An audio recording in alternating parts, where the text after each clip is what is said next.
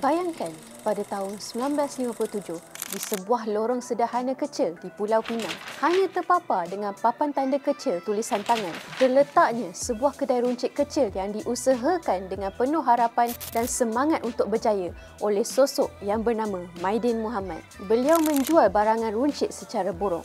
Fokusnya, harga yang mampu milik dan jujur dalam perniagaan. Perlahan-lahan, pelanggan mula percaya. Bisnes kecil itu mula berkembang. Dari satu rak, jadi satu kedai penuh. Dari satu kedai, jadi beberapa cawangan. Hari ini, siapa sangka nama Maidin terpampang di lebih 70 lokasi seluruh Malaysia. Dari hypermarket hinggalah ke minimart di kawasan rumah. Apa yang bermula daripada sebuah impian, kini jadi legasi keluarga dan kebanggaan negara. Inilah bukti bahawa kejayaan besar selalunya bermula dengan langkah yang kecil. Asalkan langkah itu konsisten, disiplin dan disertai dengan niat yang betul. Inilah nilai-nilai yang perlu ada pada setiap individu yang ingin berjaya dalam bidang keusahawanan.